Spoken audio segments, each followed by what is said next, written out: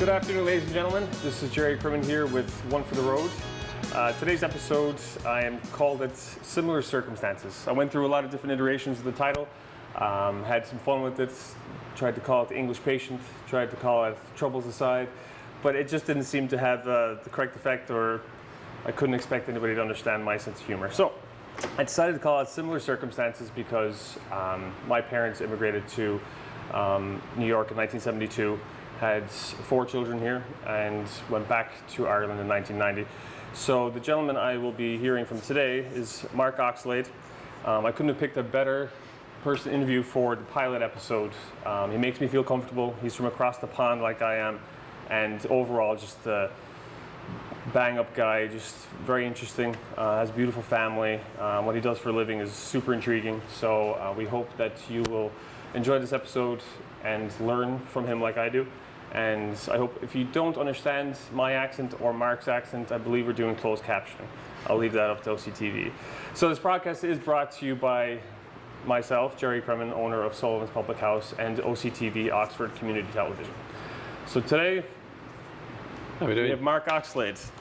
Mark, thanks for coming. Thanks for having me. Appreciate it. No, I appreciate you doing this. First things first, though. Order of the day. Cheers. Sláinte. There we go. Your good health.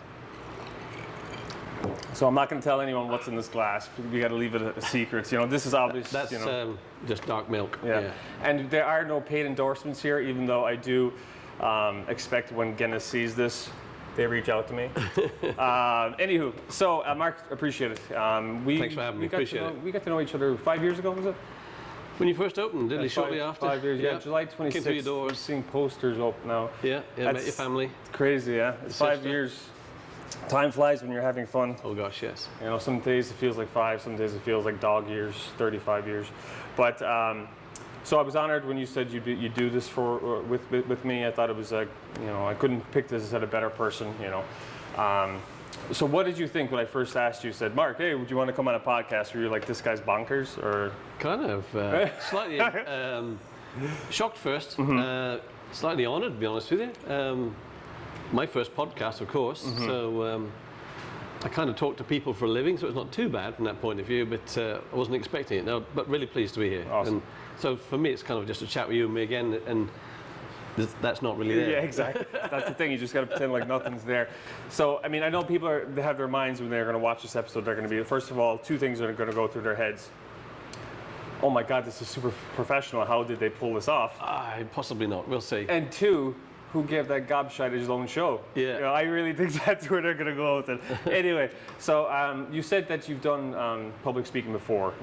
So you've my job is working with customers and things like that. So often I've spent time presenting information about the technology and jobs that I do in the public domain. So I've had some interesting, could be just one-to-ones with people, or sometimes I go to a meeting, there'll be up to 30 in a business room, and we just talk about it, and you're in the crossfire of whatever they want to give you. But I've had to do some special stuff as well, where there's been like 300 in the audience. So very awesome. Real Tony Robbins walk across hot coals kind of stuff. When the rest of the guest speakers are all doctors and sirs, and there's Mr. Oxlade. It was a very humbling experience. Yeah. Doctor, Mr. Oxlade. Same here, trust me. Yeah, that's when it first felt, oh, interesting. Okay, but yeah. Now, so you've done the public speaking before, so is there anything you do to kind of calm yourself down, other than Guinness, of course? Is there any, when I hear actors, when they're getting ready for a role, they say things like red leather, yellow leather to really get their enunciation down. Is there anything you do to kind of relax? Somebody said to me, nervousness you can convert to enthusiasm, the audience can't tell the difference. I've trusted that for a long time. Secondly, they always put their trousers on, the majority of them, the same way as I do. So once you get past the first up and going, and it's usually all right. And often the audience can be enthusiastic. Fortunately, I've not had too many audiences I can recall that started throwing things in like that, or they fell asleep too much, Well, when you said trousers, I got nervous because I know there was that thing, make sure you picture everyone naked in the audience, but that can get you into trouble pretty fast. I did learn one trick. Doing training, I was going around quite a bit of the US and the world for that matter. I went around a number of places, and I had 2 PowerPoints running at the time, 2 presentations running at the time. One was the business one, and you could tell when the audience was going, you could see it. And I'd switch that one off and I'd bring one up. and I had the 5, 6 wonders of the world according to Mark Oxlade. And they were just obscure pictures of interesting things, or I thought were interesting things. And of course they were up, what was that, you know? As soon as they woke up, I switched it off and put the other one back on again. Like a non-physical jolt in the seat kind of a thing. And it worked. It worked. It was surprisingly fun. It meant to be humorous and keep them engaged, and it can be tough sometimes. No, that's great. No, honestly, for me, I've grown into. I mean, the podcast. I've become absolutely obsessed with podcasts. My favorites are Tim Ferriss, the human guinea pig he calls himself. You know, Sam Harris, Kara Swisher. So I've been really into them, and with Tim Ferriss, I think is one of the best. You learn a lot. You get a lot of tips from his interviewees and hacks for life and all that stuff. So I'm liking the tips already. Yeah. So I appreciate that. So I've got a whole big list here, but we won't get. It's gonna be pretty non-linear. I don't like that. Sticking to a script. Jump around. See what we can do. So basically, you were born in England, right? Where in England were you born? We do the old lines. If you went to London and Oxford and did like that, you'll find a small place called Thatcham. In the county of Berkshire, near Newbury, the racecourse. So that's where I was born a long time ago, 58. And come 16.5 years of age, I joined the military. So I wasn't there for that long. Yeah. How long were you in the military? 15 years. I managed 15 years for Queen and Country. Royal Airforce. Air Force? Royal Airforce. I was a maintenance engineer on ground support equipment. So got to see a bit of the world, and I learnt my skills, which are mechanics and handling and from combustion engines, gas turbines, all mechanical engineering stuff. Nice. Yeah. That's awesome. Actually, I enjoyed very much. It's coincidental that you're my first guest, and today I literally just watched the first trailer for the new Top Gun that's coming out with Tom Cruise. So Air Force engineering, we're everything's aligning today. Okay. That's awesome. So you basically 15 years in the Royal Air Force. Yes. And then you met Karen, your wife, your beautiful wife. I did. I knew her. She was actually at my school. We were 2 years apart in school age, but only 18 months in age. She knew me as the bully that wouldn't let her in on the winter's days. I wouldn't let her in. So that's how she knew me, but I never really knew her. But then she worked at a coffee shop with a couple of my buddies, had girlfriends there, so we ended up getting to know each other. I said, ooh, she's rather nice. Isn't that the way it goes? I met my wife. I hired her as I was the general manager of a nightclub on the Lower East Side of Manhattan, and she walked in to interview for our mixology position, and then fast forward, how many years now? We get 15 years. We're together. I'm gonna get butchered for that now because it's wrong. But yeah. So yeah, it's definitely I like those stories. Meeting from. No, and I'm very fortunate. I mean, we cracked 39 years this year, and I've dragged her everywhere, from work and from military. She's been everywhere with me. She's hung in there. She's done a good thing. Yeah. Well, so then you moved to America or to Michigan when? What year did you? April the 1st. My boss thought it was the perfect day for me. 2005. April Fool's Day night. My boss said, perfect day for you to be going to the United States. 2005? Yep. Is it? Wow. Yeah. 15. Yep. Plus now. Wow. So what was the? I won't say biggest hurdle, but what was the hardest thing, I guess, to acclimate to in the culture in America or in Michigan? I mean, it can be different from state to state. For me, I kind of done what I did in the UK, and I was doing it in my sleep. I wanted change, but I didn't want to waste what I was doing within that group. It's a big group, huge group. So I came over here to do similar things, and the shock was the bureaucracy. To get something from driving licenses to insurance to medical, it just blew my mind. And when we bought a house, I'd never seen this much paperwork. Oh yeah. And the rest of the world is following suit. So don't get me, I'm not picking on America, but that was my first shock. And to try and get through the steps was really challenging in the beginning and very tough. But we got there. We're still here, and we hung in, and we're fortunately green card holders now. Yeah. No, and you guys, I mean, as you're the first person I've interviewed on this podcast, so I mean, you've definitely acclimated really well to American culture. Yeah. So no, we've been very fortunate. Awesome. Very fortunate. So it's so you're hired by a company called ABB. AWL? Currently now. Okay. I had previously 30 years experience with a company called ABB. Okay. And they had a shuffling and changing. I got let go. It was a novelty for me. I've never been let go before, and a lot of people in this country and in Europe for that matter have. So I didn't know if I was rich enough or old enough to retire. I learned within a week I wasn't. Unfortunately, in that time, a number of companies approached me to say, Mark, what are you doing? and I got to choose a company that was one of my favorites. So I'm really now with a company called AWL, and I basically help them put robotic solutions and systems into what we call general industry. So everything other than the car.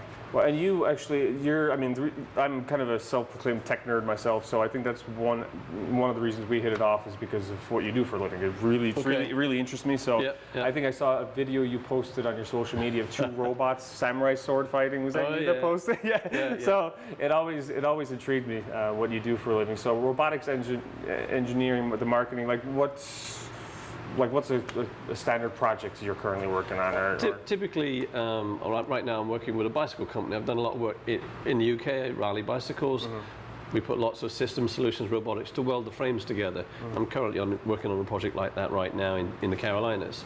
Other jobs, I'm doing some spot welding for parts of cars. What else? I've been lawnmower companies, large American lawnmower manufacturers have a lot of solutions in robotic welding and cutting and lasers. I'm currently working on some projects there to automate a line. Off-road vehicles, your big names that you would know. I don't know if we're naming names here, but anyway, big off-road companies, they all have frames. So I've got a kind of a bent for metal tubes and frames and welding. Okay. Now, do you do, I don't know if the term is hydro welding, do you do like underwater welding for smoother lines? What ends up on the end of the robot is typically things either MIG, GMAW, TIG, plasma, laser. They're the more mainstream styles of welding, but it's evolving. You're talking about intrigue and excitement. There's additive manufacturing now, so basically with welding we could literally make this from nothing, from a drawing, and make that in one go. And they call it additive manufacturing. The bit makes me laugh is we were doing that 25 years ago, but didn't have a fancy name. On a Friday afternoon you hear and then half an hour later there was this stainless steel goblet which was very much revered. Essentially like 3D printing, but it is 3D printing in metal, exactly that. And then that can be done with lasers, it can be done with powder, it can be a whole bunch of mediums that produce. That's incredible. It just blows my mind where it's going to go. And it's funny with you said you're big into technology and stuff like that. So when I hear robotics and in this day and age with AI, artificial intelligence, stuff like that, I don't know. Are you a futurist in some things you think about? Do you think about what you're doing and the applications AI will have towards it, and I guess the robots that you build growing self-aware, and then all of a sudden you have Terminator all over again? Is there any? Do you think like that at all, or do you? No, I'm in the middle of some of that stuff. Okay. Both the company I left and the company I'm with both have that technology in their belt, and it's today's knowledge going forward. And even today, I can put a headset on. I can be in the middle of the cell, as part of the cell, either visualizing it, being a part of it with others, or programming it. And that's today's technology, and that information it's mind-blowing. Now, do you use like Microsoft HoloLens or like what? All classic mainstream main brand headgears you can get, and Microsoft of course. I'm in the middle of it. Augmented and virtual are the two things. Virtual is like call it the cartoon version, but augmented is the one that's really exciting. So if there was a robot sat there and it needed servicing, by looking at it you could see how many hours it's run, for instance, and then you see you could see the error signals and stuff like that, and from that it would say, okay, this motor's overheating or whatever, and then you better reach out and touch something, and it will automatically bring down the manual, and then behind that it bring the spare parts calendar and or the video how to fix it. It's mind-blowing where it's going. It's just so fascinating. It is. I have one regret that I'm kind of I shouldn't joke about this, but probably the final chapter of my working years, and all this new exciting stuff's just coming along now. Why didn't they invent it a few years ago? So I'm going to be a part of it for a long time. Anyway. Well, this is what we're doing now. Hopefully you pass along and you'll inspire the youth that are coming up that want to get into robotics engineering and stuff like that. And very much down that road, though, I think will we hit that? 20 years from now, 10 years from now, even. Will they be dealing with quantum computing and stuff that's far beyond our imaginations right now, So, but it's super interesting stuff what you're doing. So I definitely wanted to jump into that a little bit. Social media. I've enjoyed it for all that period too, and I still enjoy it today. Everything I spend a lot of time out with customers, and there's nothing more rewarding to be out in their plant and they've got a problem, you get a chance to solve it with what you've seen or done before, and that's the epitome of enjoyment for me. And it's also in this day and age too, I think the remote accessibility is definitely people working remote from home. Like I know you work from home from sometimes too, indeed, which is really good. And as you said, getting into the problems, even working remotely, is just incredible. We can see everything. If it's recordable, it can be shown in some electronic way or form. You can see it in another place. It's incredible. Yep. So segueing to social media, how do you feel about that game? We'll keep it light. Let's put it this way. I guess I'm a Facebook addict. Are you? Yeah. They always call addicts. I don't know if there's a halfway between the two. I enjoy Facebook, but I use it a lot more for sharing with the family. I get up to stuff. My father passed a very long time ago, and my mum's still with us, and she's in her latter years too. But I get the chance to, whatever chance, I'm the roving reporter that I always check in with mum, send some pictures and information, which my sister Julie shares. So I like that. This is actually what we're doing right now is actually pretty interesting because I like for you use Facebook. I use Facebook solely for communication with my friends and family in Ireland. Yeah. And they'll be, hopefully if they see this, they're probably like, you don't contact us at all, so I don't know what you're talking about. Yeah, exactly. Yeah. But it's that's my main purpose. Obviously, then with Facebook for Sullivans, we've got 16,000 followers. So, but this will be cool because at least people that are back home in England or Ireland will be able to look at this and kind of say, "Geez, Jerry, the camera does add 10 pounds," you know. Anyway, but so do you accept all connection requests? Do you decline anyone? Or? Vast majority. You know. I always, because that's like the taboo topic. Everybody's like, oh, like you kind of have to accept everyone. No, rarely. Well, there were people who contacted me from the places I used to work, and they're like, they don't even talk to me. Yeah. Why would you want to be on my Facebook page? Like, okay. Yeah, it seems to be different things for different people. And it's difficult too because it's essentially a spider web. You know, if this connection is your connection, and then you like something, then their connection sees your like, and then it can literally like just extend out. LinkedIn, I've always been a part of it, but never an avid user. But basically this year, I've become a heavy user of LinkedIn, and the power of that's pretty amazing. Yeah, no, LinkedIn is outstanding. Jeff Weiner, the CEO, if you're watching this, good job. LinkedIn's fantastic. The amount of connections and peers and I call certain people connections. I call certain people peer connections. You know, there's connections, but there's people in your industry that you really gain a lot of knowledge and information, and you're better for knowing them. You know.